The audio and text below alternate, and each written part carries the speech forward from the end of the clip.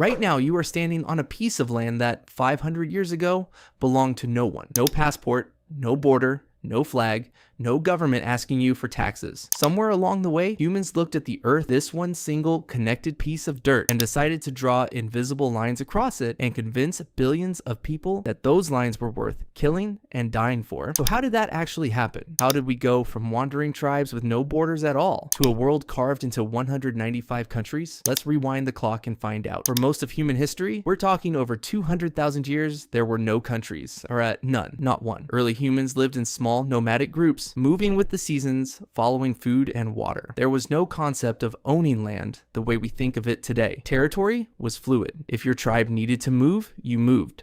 The first real shift happened around 10,000 BC with the invention of agriculture. Once humans figured out how to grow food instead of chasing it, something huge happened. People stopped moving.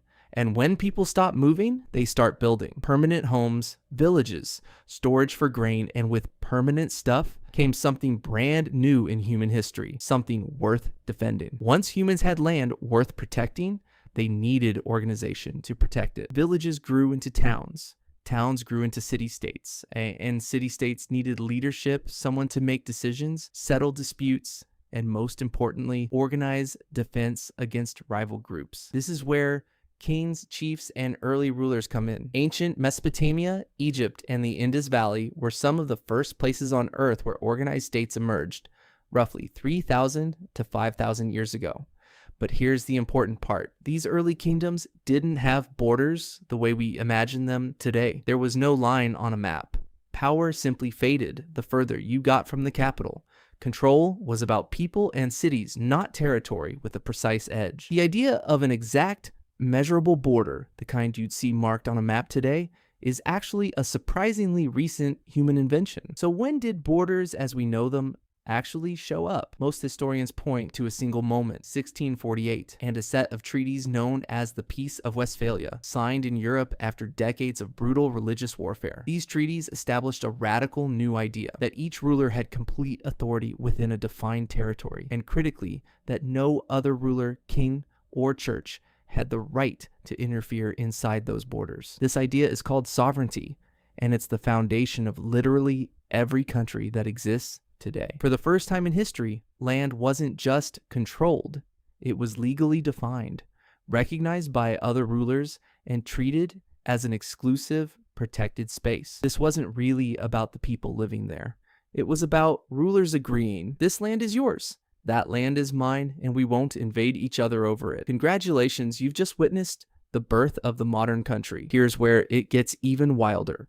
A huge percentage of the world's current borders weren't drawn by the people who actually lived there. Starting in the 1500s and accelerating through the 1800s, European powers colonized massive parts of Africa, Asia, and the Americas. And in many cases, European officials sitting in offices thousands of miles away drew borders using rulers and maps, often with little to no knowledge of the ethnic groups, languages, or cultures already living on that land. The most famous example, the Berlin Conference of 1884, where European leaders divided up nearly the entire continent of Africa between themselves without a single African representative in the room. This is a major reason why, even today, many national borders don't match up with cultural or ethnic boundaries, and it's directly connected to conflicts that are still happening in parts of the world right now. In other words, a huge chunk of the world map you see today was decided by a handful of men in a handful of meetings